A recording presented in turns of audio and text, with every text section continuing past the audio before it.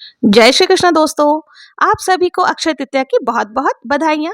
दोस्तों, आज की वीडियो में हम लोग जानेंगे कि अक्षय तृतीया के दिन लड्डू गोपाल जी की चंदन सेवा हम किस प्रकार से देते हैं, चंदन का लड्डू कैसे चढ़ाते हैं और बाद में हमें इस चंदन का क्या करना होता है। तो देखिए, अक्षय तृतीया के दिन सुबह जल्दी उठकर स्नान आदि करके उसके बाद फिर हमें अपने लड्डू गोपाल जी को उठाना है और लड्डू गोपाल जी को भी हम स्नान आदि करा देंगे।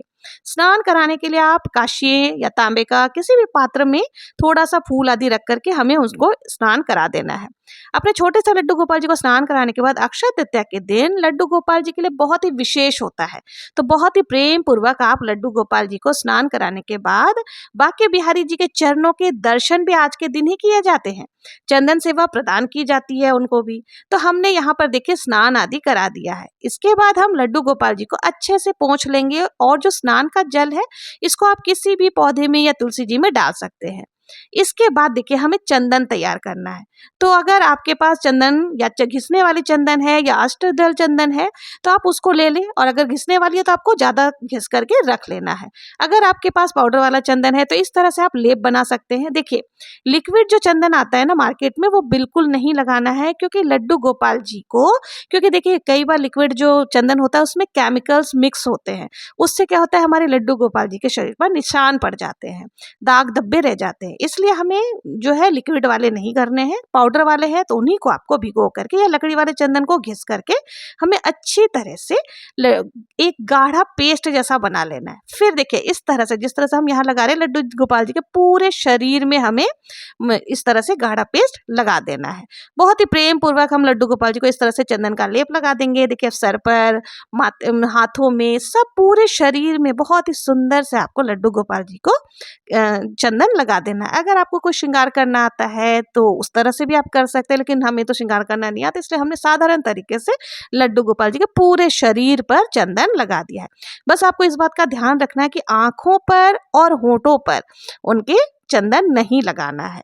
तो देखिए इस तरह से हमने पूरे शरीर में लड्डू गोपाल जी को चंदन लगा दिया है। देखिए चंदन लगाने से क्या होता है, बहुत ही शीतलता मिलती है। चूंकि जो अप्रैल का महीना होता है ना, इस समय बहुत ज्यादा गर्मी पड़ती है, तो इसलिए गर्मी से राहत किसको नहीं चाहिए, तो भगवान जी को भी राहत देने के लिए हमें चंदन सेवा प्रदान की जाती है। लड्डू गोपाल जी का चंदन से पूरा श्रृंगार हो चुका है। अब हम लड्डू गोपाल जी के लिए जो पहले वस्त्र आदि पहना देंगे, और इनको अच्छे से, जो भी हम रोज पहनाते हैं, इनके कंगन, इनके माला, हार वगैरह सब कुछ पहनाने के बाद, इनके जो मुकुट आदि है वो लगाने के बाद हमें क्या करना है, जो हमने चंदन से एक मतलब अच्छे से उसको घोल करके गाढ़ा पेस्ट बना करके लड्डू तैयार करना है, और उस लड्डू को हमें ठाकुर जी के यानी कि कान्हा जी के चरणों पर रखना है, और साथ में देखिए तुलसी पत्र उसके ऊपर आप जरूर से रखें। तो इस तरह से हम जो है ना लड्डू गोपाल जी को चंदन सेवा दे देंगे। अब ये लड्डू जो है ना बहुत ज़्यादा अच्छा होता है, इसको आपको इधर उधर नहीं करना है। ये जब सूख जाए तो आपको क्या करना है, इस लड्डू मतलब ये जो चंदन है इसको आप पूरे परिवार जन कहीं भी जाते हैं तो इस चंदन को जरूर से माथे पर तिलक करके जाएं। और देखिए अब हमें लड्डू गोपाल जी को शीतलता प्रदान करने वाली कोई भी फल जरूर से आज भोग में चढ़ाना होता है।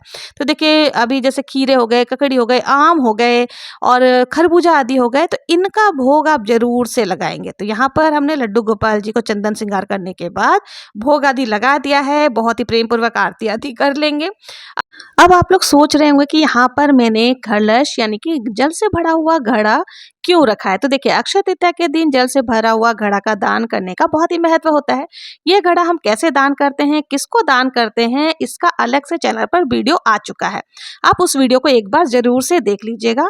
इस तरह से हम लड्डू गोपाल जी की सेवा करेंगे, और जो भोग प्रसाद हमने लड्डू गोपाल जी को चढ़ाया है वो घर के सभी सदस्यों में प्रसाद के रूप में हम बांट सकते हैं। तो इस तरह से अक्षय तृतीया के दिन लड्डू गोपाल जी को चंदन सेवा प्रदान की जाती है। देखिए अक्षय तृतीया के दिन लड्डू गोपाल जी की चंदन सेवा प्रारंभ हो जाती है, तो आप हो सके तो अक्षय तृतीया के दिन लड्डू गोपाल जी के पूरे शरीर पर चंदन का लेप जरूर से लगाएं। लेकिन अगर किसी कारणवश पूरे शरीर पर चंदन का लेप नहीं लगा पाते हैं तो आप लड्डू गोपाल जी के मस्तक पर और चरणों पर चंदन जरूर से लगाइएगा। जो चंदन का लड्डू हमने लड्डू गोपाल जी को समर्पित किया है, इस चंदन के लड्डू को आप घर में सभी सदस्यों के तिलक लगा सकते हैं। बाद में इस चंदन के लड्डू को आप फेस पैक के आदि के रूप में में भी यूज कर सकते हैं। तो इस चंदन के लड्डू को आप यूज कर लीजिएगा। दोस्तों हो सके तो अक्षय तृतीया के दिन आप अन्न जल का दान भी जरूर से कीजिए, ताकि आपको किसी भी योनि में अन्न जल की कमी महसूस ना हो। इसके लिए अलग से वीडियो है, आप उसे एक बार जरूर से देख लीजिएगा। तो ये थी अक्षय तृतीया के दिन लड्डू गोपाल जी को किस तरह से हम चंदन सेवा देते हैं, उसकी संपूर्ण वीडियो। अगर आप लोगों को मेरा ये वीडियो पसंद आया हो, जरा भी उपयोगी लगा हो, तो प्लीज मेरे चैनल को सब्सक्राइब करें, लाइक करें और ज्यादा से ज्यादा शेयर करें। मिलते हैं नेक्स्ट वीडियो में किसी और पूजा विधि के साथ। तब तक के लिए जय श्री कृष्ण, जय श्री हरि विष्णु।